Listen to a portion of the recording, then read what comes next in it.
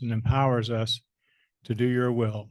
Thank you for your presence and ask that you would bless this day and this week.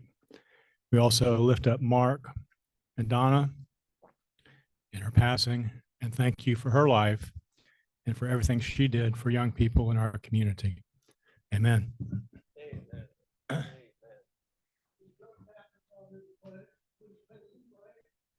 Thank you. United States of America, and to the republic for which it stands, one nation, under God, indivisible, with liberty and justice for all. Please be seated. I don't think that was Doug. I think that was Stu that led us in the pledge today.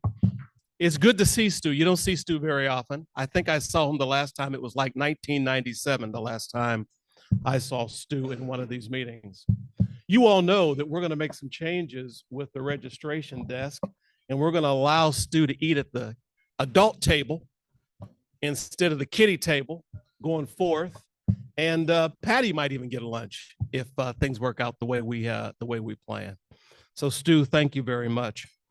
Let's start off with the pop-ups. We got a lot of pop-ups coming. I'll mention 2 or 3 right away. We're not going to have a lunch meeting for the next 2 weeks. The next 2 weeks, there won't be a luncheon meeting. Next week is service week. You all may have heard when I made my presentation, my first meeting of this fiscal year, that we've designated 3 weeks throughout the year as service weeks. These are going to be weeks that we're going to get into our community and we're going to serve our community.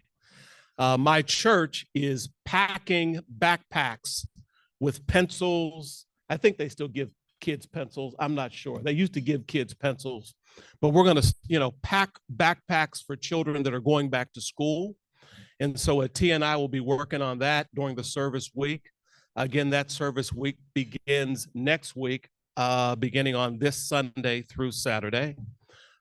We have a service week project that AJ is going to tell you about that you all can participate in. But I also want you to keep your eye out for opportunities that you have to serve in your community, in your church, to help your neighbors and your friends. Keep track of those hours. We also have a plan to keep track of your service hours so that we can recognize the work that you do. So next 2 weeks, next week will be a service week, Sunday through Saturday. We will not have a meeting, obviously, on the 7th because you'll be serving your community. And then on the 14th, we have a social right here at Timaquana Country Club at 5:30 p.m. It's going to be a great social. We have some special surprise guests coming to see you all. So make sure you come to the social, which will be the week after next on Wednesday here at Timaquana, 5:30. The next RLI opportunity is August 10th in Gainesville. And we also have a Vibrant Club seminar August 24th in Orange Park. That is $30. We will subsidize those who go. I will be in attendance. Several of the members of my board will be there as well. So check out DAC-DB for the RLI opportunity in Gainesville on the 10th and the Vibrant Club seminar here in our district, Orange Park, on the 24th. Let's invite AJ up here. AJ, come on up here. We're doing some fabulous things at Riverside High School with the Inner Actors, and they make them feel welcome. Have y'all met AJ? Come on now. Takes a bold man to wear shorts to Timaquana Country Club. Come on up here and say hi to these guys. Tell them about what you're doing at Riverside. Well, doing a lot of things, but with the shorts, this is probably the one meeting a week where I actually wear pants. So today I'm switching it up just a little bit. I work from home, so shorts is my uniform of the day. So shorts and a polo shirt. This is Zoom appropriate. It is. Yeah. So I have an amazing opportunity for you for next week during our service week. So the Rotary Club of West Jacksonville will be feeding the faculty, staff, and administrators of Riverside High School on Tuesday, August 6th from 11 to noon. We're going to present a short program on Rotary and Interact to get the entire faculty aware of our presence here in Jacksonville and our support for the school. So we're trying to get back into Riverside High School, formerly known as Robert Lee High School, getting them on board. So I figured if we feed them, they're a captive audience, right? And if we get them one message at the same time, that they'll be better equipped to tell their students about the amazing opportunities that we will have for them. So with our $5,000 grant that we're going to use for the Interact students to provide them with transportation to all of the service opportunities that they will have available to them during the school day, will give them a better chance to earn those community service hours. And that will help them with their Bright Future scholarships and any other scholarship programs that they have. It'll give them exposure to the community and will also build their leadership skills. So if you can make it next Tuesday at 11 o'clock at Riverside High School, I would be grateful for you to be there. We need at least 10 people. So we had a great event last week when we fed the students at Future Fest. So please show up, reach out to me or Judy Matheny, and we'll be glad to give you more information. Thank you so much. Let me ask you one or two questions. before you go. Absolutely. So what kind of things are we going to do when we're there? In other words, if any of these folks show up, what are you going to have them do? So we're going to give them the food. We're going to, shake some hands. Right. Our President Tim's going to come and give us a short presentation. But we just want to show them that we are supporting the school and by showing up in force. How important is it to have the support of the teachers at a high school when you're trying to get a club started? 1,000%. Could you talk a little bit about that? So I was a teacher at Riverside High School for 8 years. Well, actually, I was a teacher at Lee High School for 8 years. I never taught at Riverside High School. So I was a sponsor of the Future Business Leaders of America, the National Honor Society, and the National Technical Honor Society. If you don't have a faculty advisor and you don't have the support of the principal, your organizations are not going to get off the ground. So we actually have 2 amazing teachers that have taken on the role of faculty advisor. Mr. Cook, who was here a few weeks ago, is on board with Interact. So we have the principal support. So if you have the teacher support, and they will give the students exposure to the clubs, they'll give you opportunities to go in and speak, for our interactors to speak to different classes during the school day, to raise awareness of Interact and build the membership. So if we get the teachers on board, we can build our club and get it to grow. What I wanted to hear. Help me thank him for the work he's doing at Riverside. Thank you so much. Thank you, man. All right, next, John Barley will present a Paul Harris. John, come on up here. This is great. I didn't know this was going to happen today, but it's always great news when we have a presentation like this to make. And we're going to put the full court press on the foundation this year. Also, our goal was to have 100% Paul Harris Fellows as well. So I won't take any of your thunder. You know who this is going to go to, right? Yep. All right. Yep. It's a secret. Would Dina and Lee Sasser come forward, please? You know, usually when somebody like me stands up and it's Paul Harris time, we have this script and we read all of these wonderful things that the foundation has done. And that's cool. But you know, we need to bring it home. And that is why you, who are already Paul Harris Fellows, are doing that. And I thought it would be a good idea today to remember why you do this. It isn't because of that list of things that we do good in the world. It's rather, it's an opportunity for you to recognize someone that is dear to you, that you respect, and oftentimes is an example of the very character of Rotary. And so the Paul Harris Fellow is a wonderful way for you to do just that to those that you care about. And today it's in spades that we do that, because we have a mom who has invited her son to be one of our newest members and has immediately turned around and said, let's get him on the trail. And so with that, I'd like to ask Nina to pin her son with his first Paul Harris Fellow. But not his last. Mom has spoken, Lee, so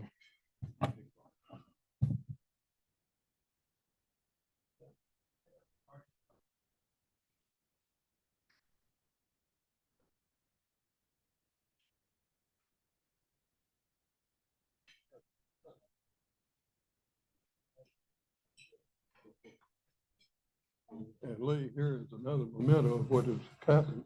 Would everybody please stand and welcome our newest Paul Harris Fellow?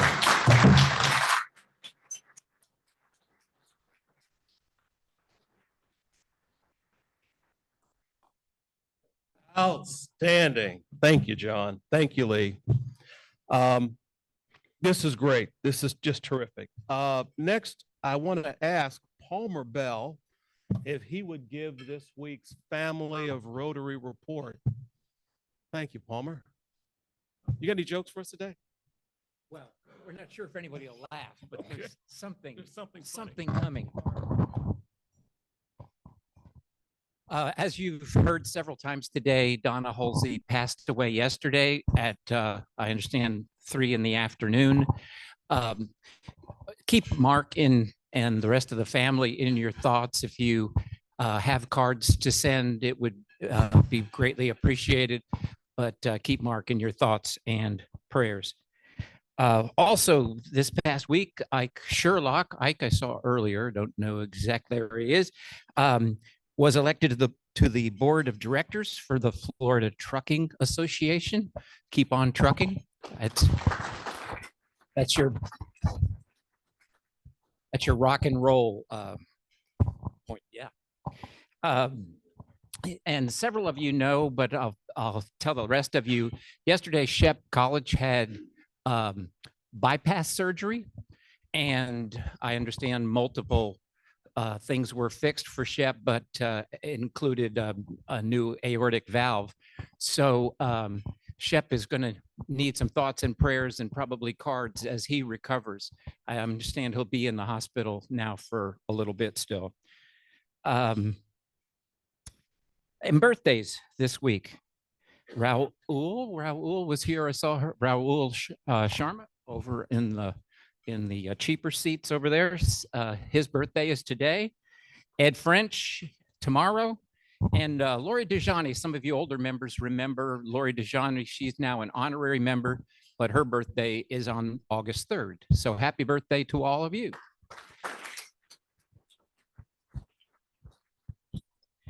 And in honor of Marshall, our resident runner, and the Olympics track and field starting up, this is an attempt at humor, but from the athletic footwear department.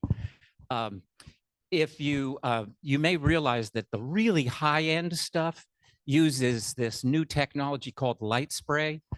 They actually spray the shoe onto the form and then fit perfectly for your foot.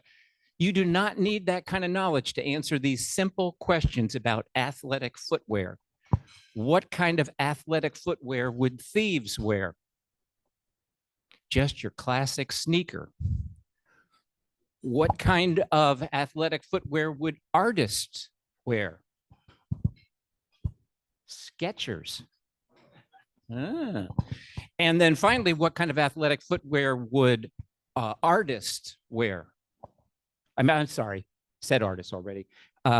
Would linguists wear? Converse. Come on. I told you it'd be weak. You got stand here. Come here. You got to encourage him, guys. No. Honestly, you got to encourage him. So give him a round of applause. It takes a lot to tell bad jokes to a great crowd. See ya. That was great. That was great.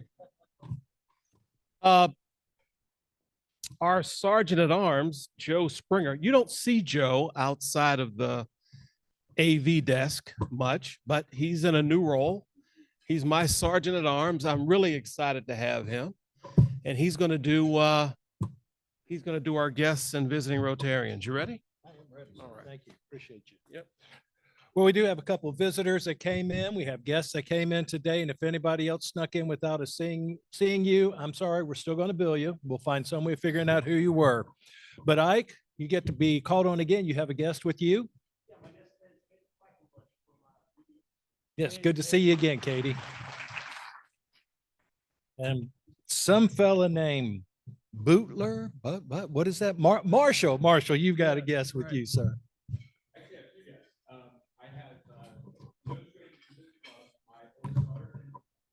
Hello, Emily.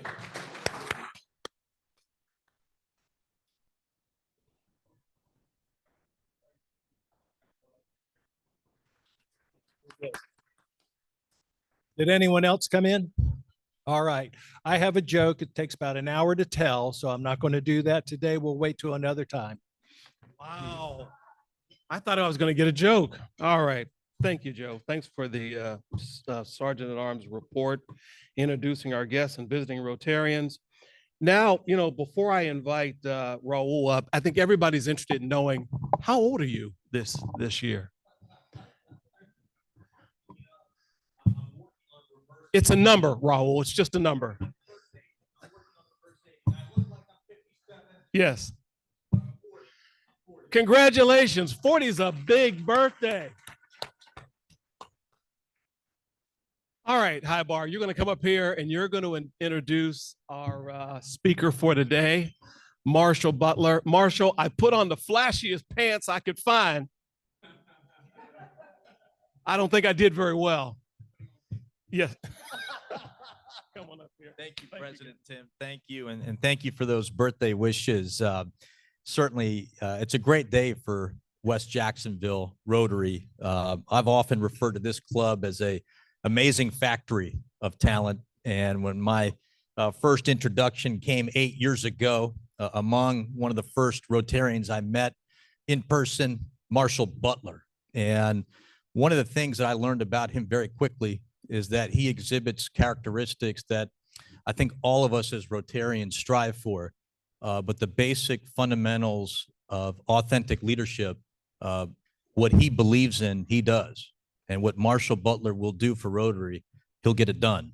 And he's been a great example to look up to. So much of what I've asked him to share with our club today is about his Rotary journey and the characteristics that really stood out to me beyond the fact that he exhibits youthful exuberance each and every day.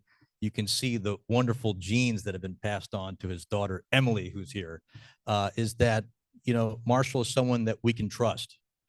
Marshall is someone who exhibits proper work habits. Marshall is someone who believes in the importance of teamwork, not individual or single, but an amazing collection of talent, an amazing collection of thought. He's very thoughtful, but also he loves to have fun. And he will share with us throughout his journey in Rotary about some of the fun that he's had, about some of his new learnings and findings, not only here locally throughout Jacksonville, but how does Rotary impact on a national scale, on the global level? And so it was a personal point of pride to invite Marshall to speak to our club today. He will always be alumni, past district governor, and one good-looking guy, Marshall Butler. Please come on up to the podium, Marshall.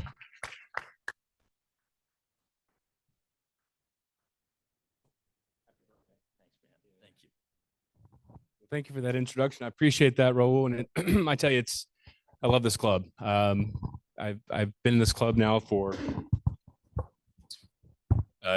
22 years, and this club just means so much to me. And it's so great to see so many folks in this club that have supported me and helped me along the way. And Raul was right. This club is a manufacturer of leadership and talent. We've demonstrated that over our 50+ year history. And today, I wanted to share a couple of things about that journey that I've taken. And I know we do how I got to where I'm at for new members. Well, I'm going to do the Rotary version. A lot of folks, I was talking to Ken Baker the other day, and we talked about, a lot of folks know that I'm super involved at Rotary beyond the district level, at the zone level, and the international level. But a lot of folks just don't understand what some of those things are. And I wanted to share those with you. And AJ, I can tell you, as a past member of the Robert E. Lee Interact Club, it is a great place to develop leaders, and proud alumni of that organization. And I'm here to help anything I can do to make sure that we're successful at Robert E. Lee at Riverside High School. So we'll make sure we do that. So many of you know the beginnings of this latest Rotary journey, which was as the district governor back in 2016 to 17. That was the all-star year. We served with past Rotary International President John Germ, who we all had at the 50th anniversary party. And that was a fantastic year to kind of get things started. Our district that year had the highest net growth in membership in North America. 6970 was #1 in America, North America. We launched and had a $1 million dinner where we raised over $1 million for the Rotary Foundation. A lot of that was thanks to this lady right here, Cindy Covington. We actually took a road trip up to Augusta, Georgia to go see John Germ to ask him to speak at our $1 million dinner. And on the way home, he said yes, he was going to speak at our $1 million dinner. And I told Cindy, you know, during the lunch that day, John Germ was encouraging us to donate our district designated funds to the polio effort. And I asked her if we could make a significant contribution. And she told me that we could as the district. She was heading up the foundation committee that year, but I had to ride 107 miles in the Tucson, Arizona desert in order to get that contribution. And so I rode 107 miles. I can guarantee you I felt every mile, but we made a donation to the End Polio Now campaign that year.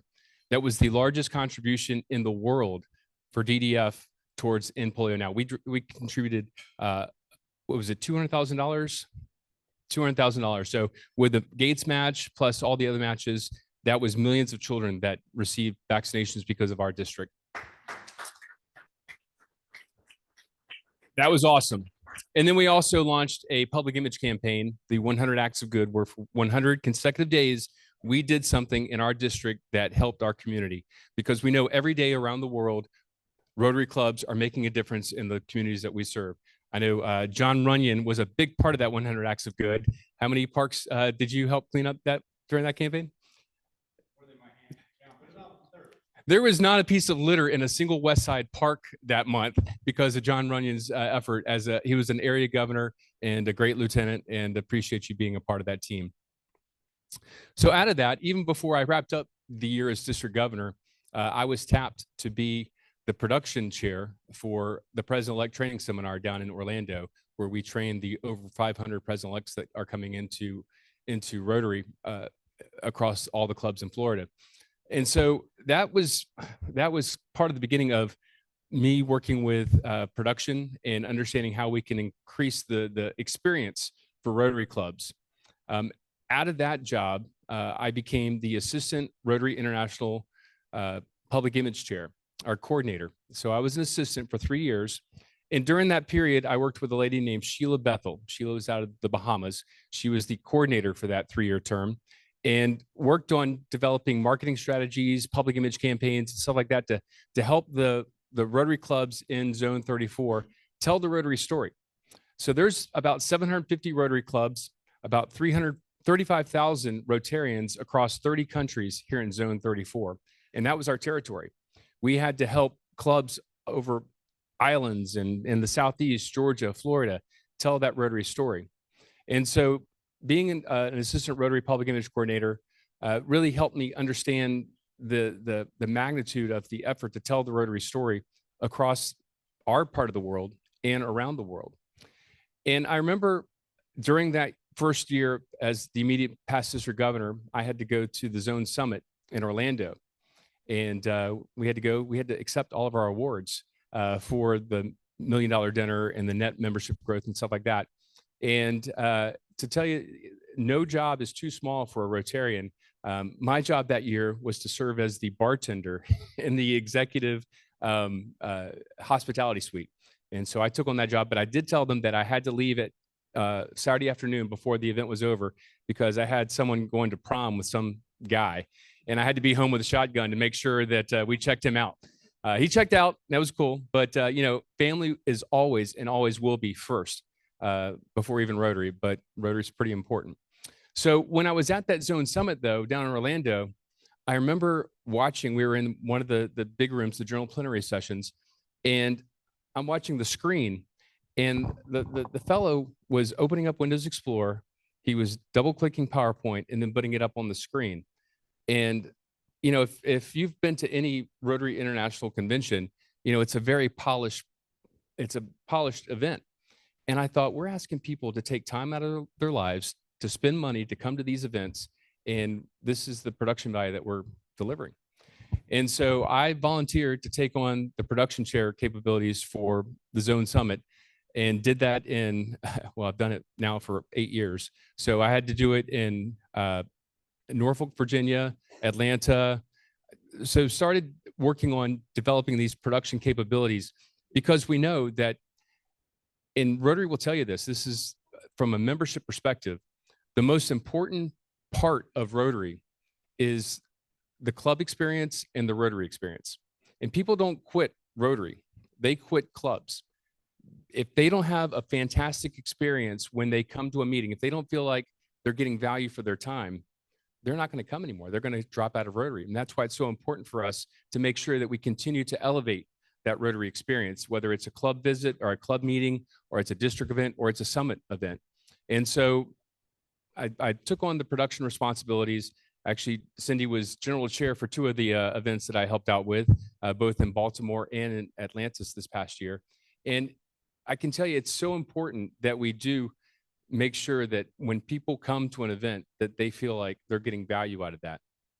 So that was kind of some of that time, the first 3 years after I was the district governor, serving as the assistant Rotary Public Image Coordinator and helping out with production. Well, 2020, I got a call and I was asked to elevate to be the Rotary Public Image Coordinator. So taking over Sheila's position. So this is a job that you are selected by the board of directors of Rotary International, and you have a 3-year term. And so in 2020, I started that term as the Rotary Public Image Coordinator. And every year, the Public Image Coordinator and the Membership Coordinator, the Rotary Coordinator, and the Rotary Regional Foundation Coordinator, they'll create these citations. And with these citations, they'll put together a list of all the things that they want you to do as a club or a district in order to have a successful year. And we know that if clubs follow this methodology, that they will have a successful year. But the way that we present these criteria, we would give them all to them on July 1st, the beginning of the Rotary year. And we would observe people in July and August. You know, it's a brand new Rotary year. They would go and they would start checking off all the items, making sure that they checked them off because they wanted that citation. So July, super excited, motivated. August, really doing a lot of work. September, starting to slow down a little bit. October, what are we doing? November. So people would, but then come February and March, the board meeting, I'm sure the president would say, hey, have you been working on that citation? Are we going to get that citation? Because Rotarians are pretty competitive and they like to get these citations. So again, we would see activity bump up again in March and April because they wanted to get that citation.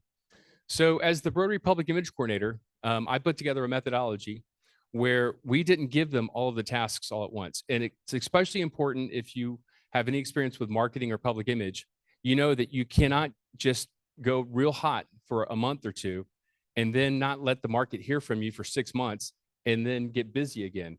It's consistency. Every week, every day, every month, you need to be telling the Rotary story. So we put together this methodology where every month we would do a webinar based on some sort of marketing vocational idea around not just telling the Rotary story, but also the things that we were teaching folks are things that can be used in their professional lives to help elevate their business or their careers. And so we put together this series of monthly webinars. Anyone in this room? I know, Sean, where's Sean at? I know you've been to some. We're trying to provide content and value for folks. Again, that Rotary experience. And so we would have 200 to 300 people participating in these webinars. And ultimately, it became not just the 750 Rotary clubs in Zone 34, the 35,000 Rotarians in Zone 34. We're getting people from Bangladesh and Taipei and around the world that are participating in the Zone 34 Public Image webinar series. So we're teaching them methodologies and tactics, but at the same time, every month we're asking them to do something. So, you know, the beginning of the year, we're asking them to do an audit. Make sure you're using the brand appropriately. Make sure that the address on your social media tells people where you're actually attending. We had this story where a district governor went to visit a club and he showed up at the restaurant. The restaurant said, man, that club hasn't met here in 3 years. And so think about that from, again, a Rotary experience or a membership experience. How are we going to bring people into Rotary if they can't even find us, right? So that's all part of public image, is making sure that our front door is open for folks to come in and join us. So we put together this methodology where every month we would put together a task. In October, we wanted folks to talk about World Polio Day, put together something around that. In November, it's Foundation Month. Talk about the foundation and how the foundation, John Barley mentioned it earlier, impacts so many people from around the world.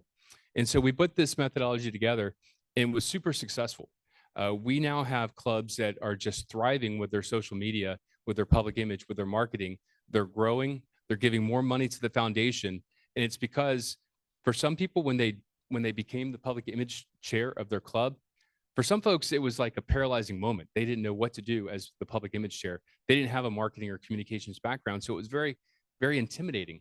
So we wanted to make it very approachable. We wanted to provide that path to make it very easy for folks to say, you know what, I can follow a checklist. I can watch a webinar and learn a tactic or learn how to use a certain social media tool or a certain piece of technology to help me do my job better.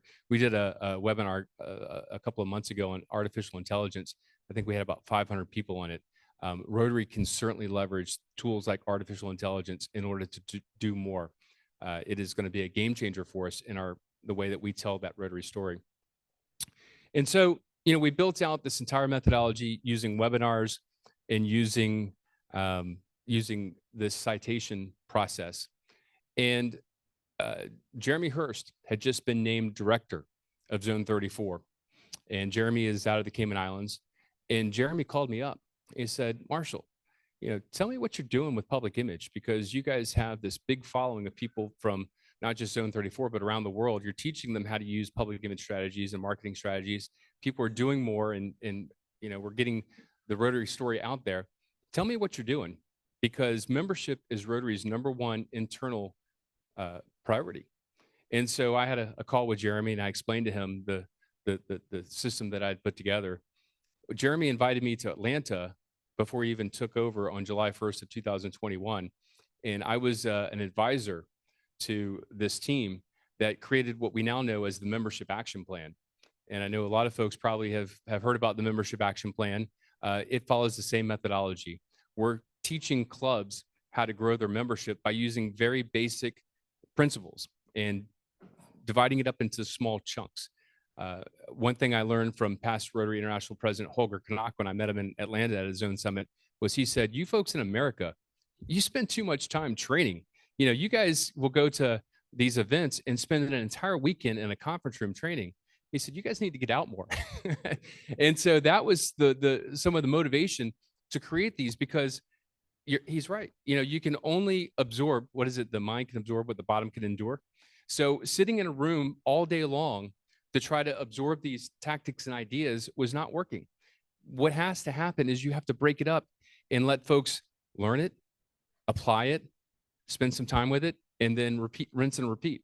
And so that's what we were doing. So I was a consultant to the Membership Action Plan team, and that team, they are off and running. But of course, membership is the #1 internal priority for us. And so Rotary has absolutely put a lot of weight behind this Membership Action Plan.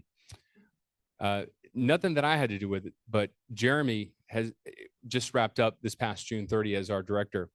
Amazing leader. Went to Rotary, sat on the board, and put in place things that are going to keep Rotary accountable, make sure that we have goals, make sure we have measurable things, that we do what we say we're going to do, and then we can look at it and say, did we do it? And if not, what do we need to do different? Jeremy presented the Membership Action Plan in this methodology to the Rotary board. Rotary is now buying into this process and is going to start rolling this out globally. So something that started as the public image plan back in 2020 is now being rolled out globally to help grow our membership. And so, I feel like I just have a small part of that. A lot of that goes to the leadership of Jeremy Hurst. Other things that been super busy with was wrapping up as the public image coordinator. And before I even rolled off and finished that term up, Jeremy called me, and I thought, oh boy, here we go again. And Jeremy said, Marshall, he said, this is not a position that exists, but I want you to take this on. I want you to be the director of communications, not just for Zone 34, but for zones 33 and 34. And so I accepted that position, another 3-year term. And so I'm now heading up, not the membership action plan, but the communications action plan. And it's putting together the same sorts of goals that report up to the board of directors, to the RI president. And I have a team that we're working on not just getting the increased penetration of that public image citation across beyond zones 34, but now zones 33, which is 1,500, a total of 1,500 clubs, 70,000 Rotarians across 30 countries. So we're working on that, but also doing some things around enhancing our communications to make sure that we're not becoming noise to Rotarians, that we're providing value in our communication to Rotarians to make sure that people don't tune us out, that when we're talking to folks, they think, well, that's important. I need to pay attention to that. We're also doing some overhauls of the website. In June of 2022, I launched the elevaterotary.org website, and it became a place where if you ever worked with the Rotary International Brand Center, it was pretty hard to navigate sometimes. We would tell folks, if you want to find something on the Brand Center, do a Google search and say Rotary, and a lot of times it would show up in the Brand Center. It was just hard to navigate.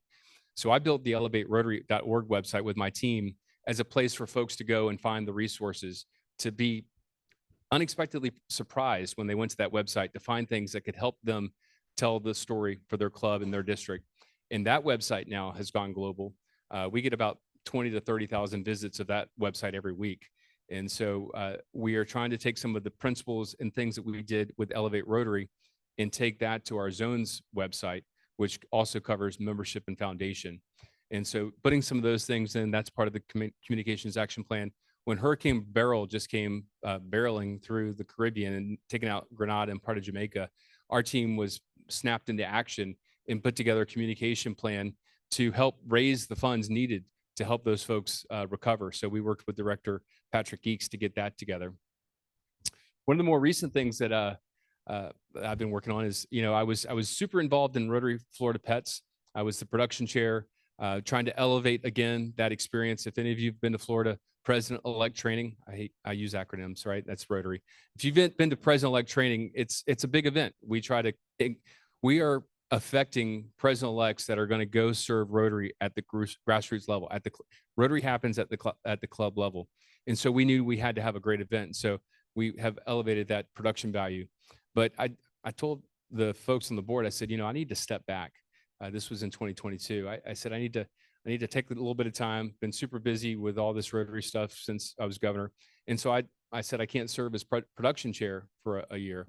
And we found an excellent guy who's really taken over, and he's doing a great job, that served this past Florida Pets in 2023. But I'm not sure if it was premonition or just dumb luck. But a week after that, I got a call and an email from Rotary International. And I had been asked to serve as the lead facilitator for the Global Support Seminar in Evanston, Rotary International headquarters, for the public image team.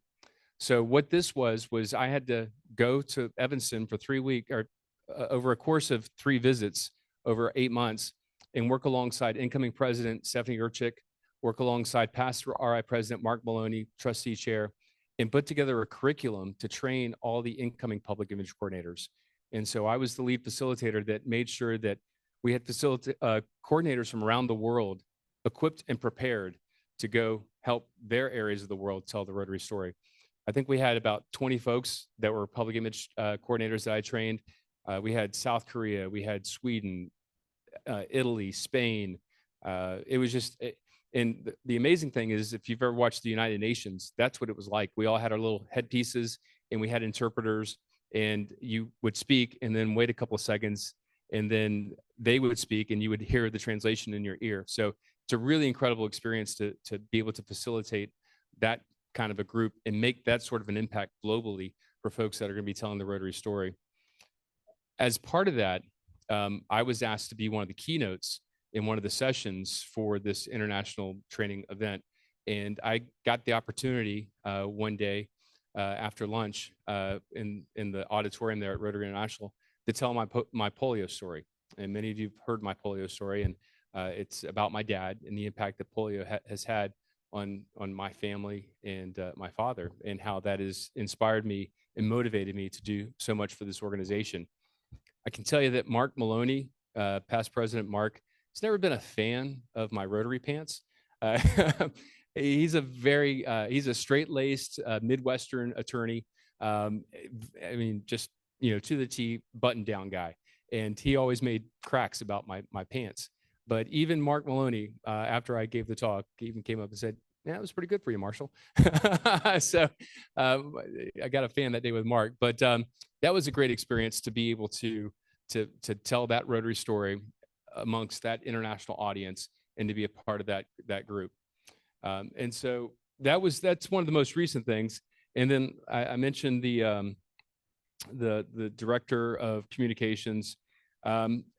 And, I can tell you that this club really has set the foundation to provide the opportunity for this journey that I've had through Rotary. And it hasn't just impacted me personally. I mean, Emily, my daughter, when I was governor, she went along on a lot of club visits with me. And she will tell you that during those club visits, when I was speaking, I would tell her to come up and stand next to me. And Emily would share stories about the impact that Rotary has had on her, and telling stories of her missions or projects that she's done internationally with Rotary.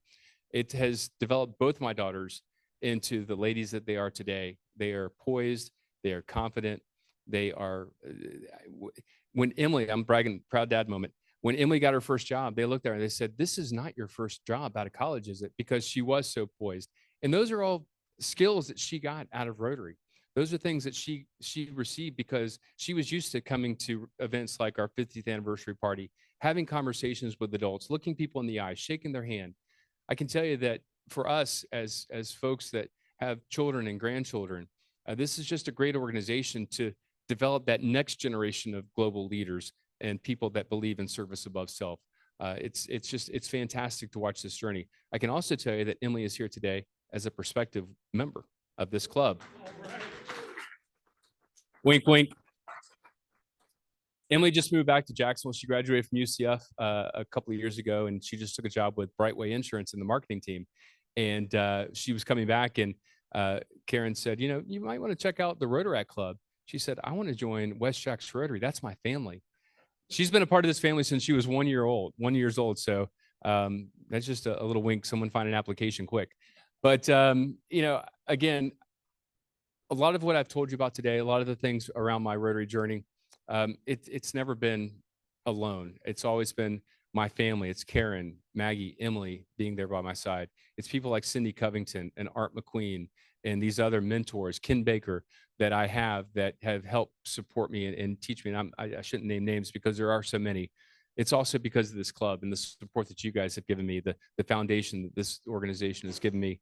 I just can't thank you enough for what it's meant for me personally, for my family, and I just really do appreciate that. So I just wanted to give you a quick overview of some of the things that Marshall Butler's been up to in Rotary around the world since being governor. And I'm ready for questions if you have any, Tim. Let's hear it for Marshall Butler. I do have some questions. Please take your seat. What an exciting story. So many of the things I had on my mind you talked about. But I wanted to ask you a couple of questions about your journey. You've had a lot of positions. Is there something you've done in your Rotary career that's been your favorite? Maybe something that you went into not really knowing what to expect, and it ended up being much more than you thought it would be? I can tell you, president of West Jax Rotary. I like that. No, a lot of this journey started, I think it was 2005. I was riding a car down to Palatka for district assembly with Ken Baker.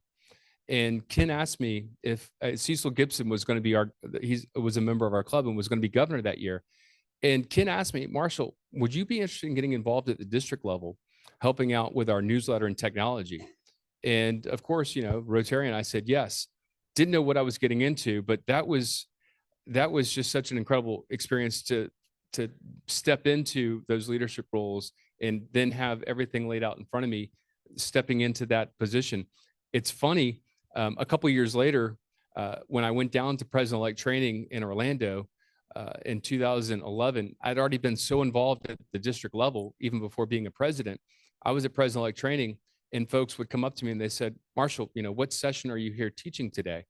And I said, I'm here as a president-elect. I said, you don't just become the president of the West Jacks Rotary Club. You have to wait your turn because of the amount of leadership that we have.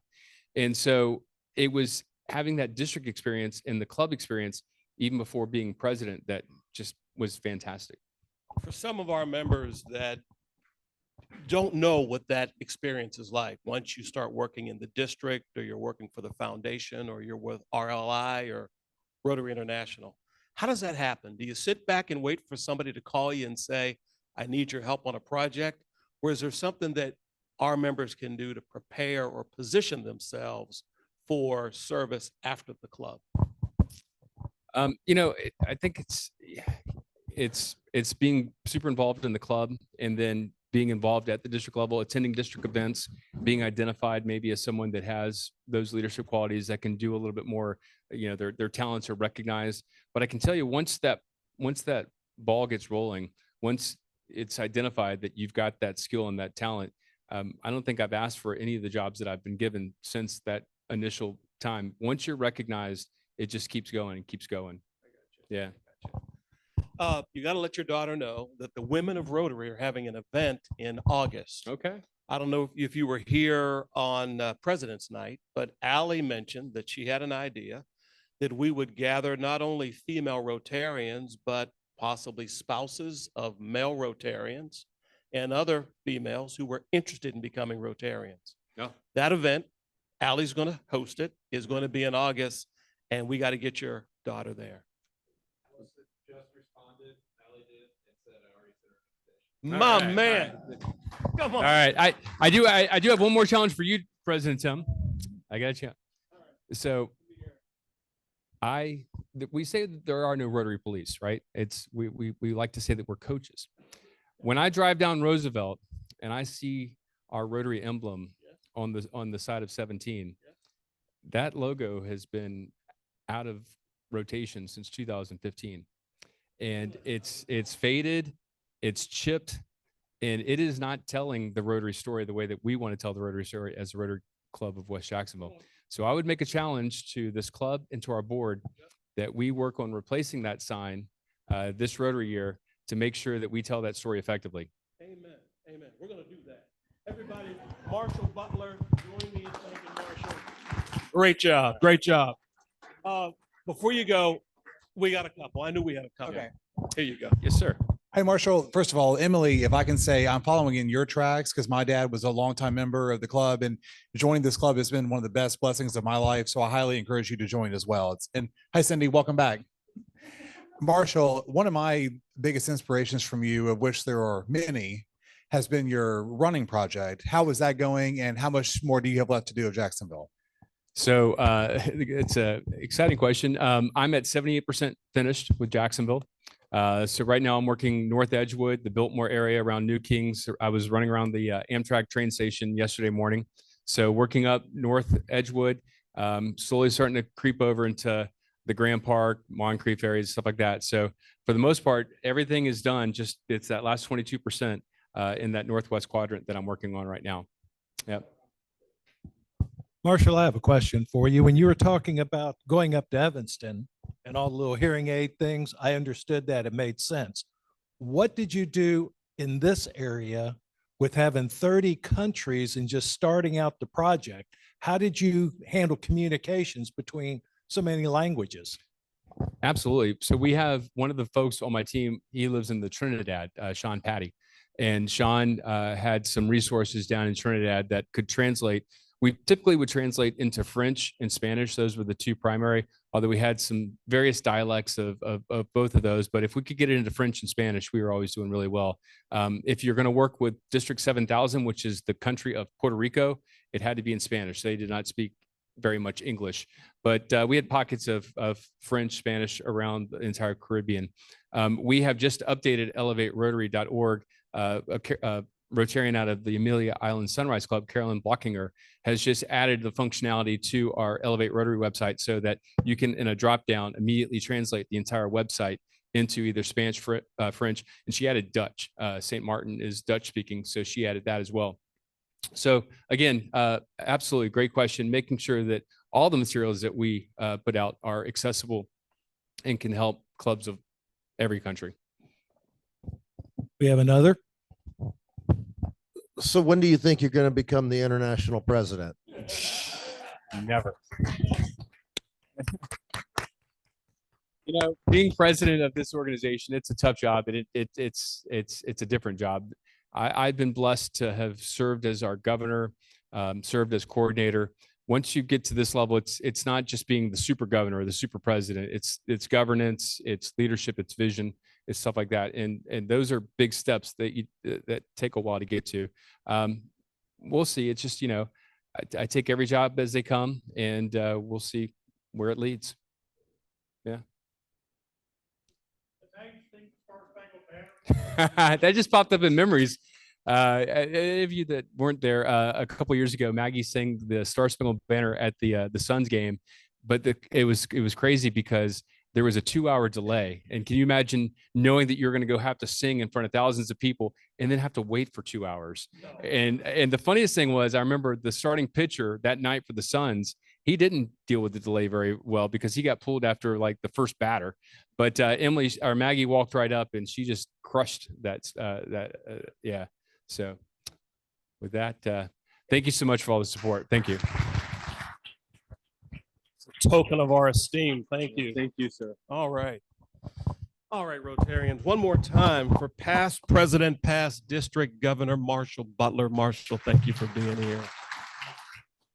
All right, I got a lot of reminders for you guys. We're not going to be here next week because next week is service week.